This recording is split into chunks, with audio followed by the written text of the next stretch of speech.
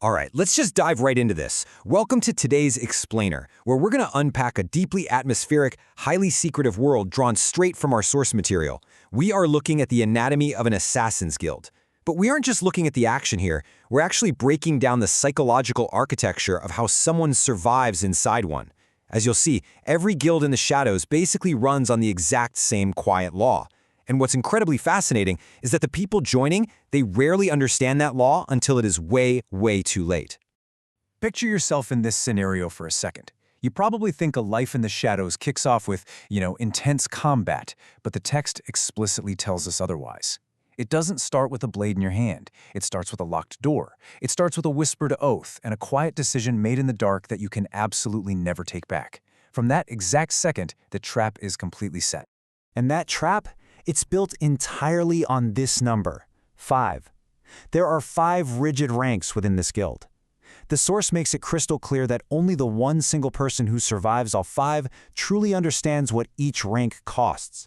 And, spoiler alert, they aren't just paying in blood. To survive each climb up the ladder, you have to trade away pieces of who you used to be over and over again until you become a version of yourself that can actually handle what the guild demands. So here's a journey we'll be exploring today. We go from the absolute bottom, the initiate, up to the blade, the shadow, the lieutenant, and finally, to the suffocating peak of the guild, the Grandmaster. Starting right at the bottom, Rank 1, the Initiate. At this stage, honestly, you aren't really in the guild yet. You're being watched like a hawk, and the older members are testing you for pure, absolute obedience. Your first tasks seem completely mundane, like delivering a sealed message across the city.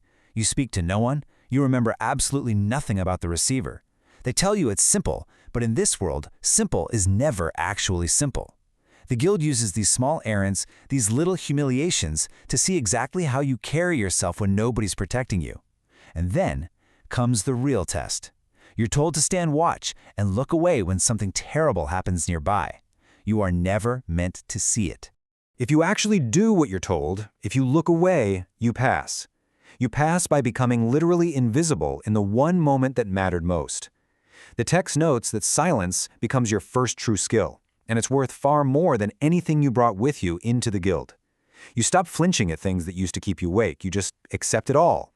And it's only then, when that chilling realization sets in and your humanity starts to go numb, that an elder finally says, "You're ready to carry a blade of your own."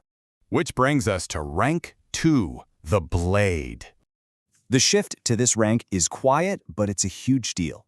You aren't running errands anymore. You are a full-fledged assassin now, officially trusted to take lives on command. It's at this stage you learn what the guild actually means when they throw around the word brotherhood. It is a twisted, incredibly heavy definition of loyalty. You stop choosing your own targets. You stop asking why a specific person needs to be removed.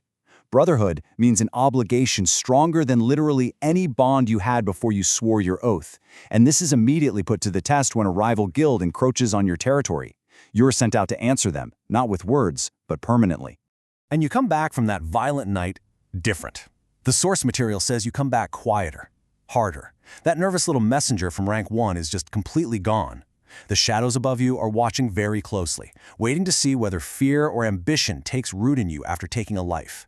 Because you survived and because you pushed through, ambition won. And that is exactly what the guild needs for the next level. Moving up the ladder, we hit Rank 3, the Shadow. Leadership actually hits you way faster than you might expect. Suddenly, you're the one overseeing a small cell of blades. Outwardly, you hold territory and command respect, but internally, you are managing a total pressure cooker of intense paranoia. Every single mistake your blades make now lands directly on your name. The text describes this scenario where one of your subordinates starts freelancing, taking contracts outside the guild's knowledge for some extra coin. You have to correct that decisively, or you lose your authority instantly. But holding this territory comes at a heavy cost. A rival guild tests you, and during the fight you violently lose a blade who trained right beside you from your very first oath. Now that loss, it's devastating, but you absolutely cannot show it, because in this life, grief is literally treated as a weakness. The psychological toll of burying that grief is massive. Ironically, though, showing absolute control under that exact pressure is exactly what catches the eye of leadership. They notice your discipline, and they quietly begin grooming you for a seat at the very top of the table. Now we're getting into the really high stakes. Rank 4, the lieutenant. You're the second in command now, which means you are privy to some deadly secrets and a level of paranoia that is just suffocating. Other shadows subtly test your loyalty, whispering that, hey, maybe the guild would run better if you're in charge. The crucial point here is how you handle power when it's suddenly dropped in your hands. A serious threat is made against the Grandmaster's life, and you are the one who stops it. You save them. But the source material highlights this terrifying realization. When they thank you privately, you notice something in their eyes has permanently changed. Because, from their perspective at the top, gratitude for your protection and suspicion of your new power, they look exactly identical. And because of that terrifying dynamic, this is hands down the most dangerous rank in the entire guild. You are completely exposed. You have to actively refuse those subtle offers to overthrow the leadership, strictly because you've seen what happens to people who reach for the top before their time has truly come. You simply have to survive and wait. And finally, we reach the top. Rank 5, the Grandmaster. The old Grandmaster steps aside, and total authority is finally yours. But every single lieutenant below you bows, and you know exactly what kind of ambition that bow conceals. The nights grow quieter, sure, but sleep becomes virtually impossible to find because silence at the top is never peace. It is always just the calm before the storm. An old rival guild resurfaces, and you make an exhausting, desperate alliance with them just to survive, knowing deep down that it rarely holds. And inevitably, it's broken from within.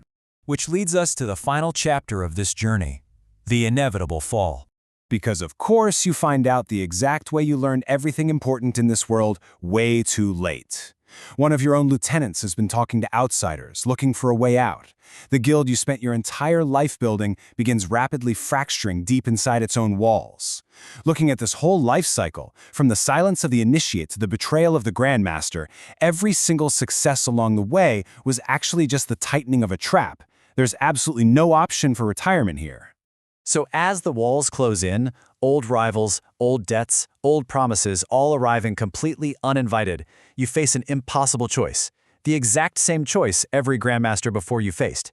Do you hold on tightly with force, or do you step back gracefully? And, just like every single leader before you, you choose to hold on. A fatal choice that ultimately brings about your end. In those final moments, sitting exactly where every Grandmaster eventually sits, you are forced to reflect on that nervous initiate you once were, running messages in the dark.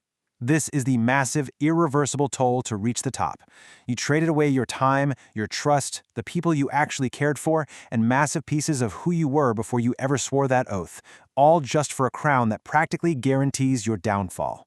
Which brings us to the one truth. One absolute, undeniable truth that nobody ever tells an initiate on their first night.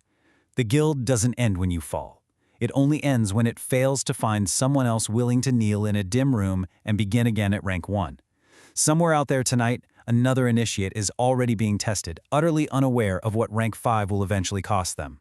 So, knowing everything this guild takes from a person in the end, knowing that every single step forward means leaving a piece of your humanity behind, I have to ask you, which rank would you have honestly stopped at?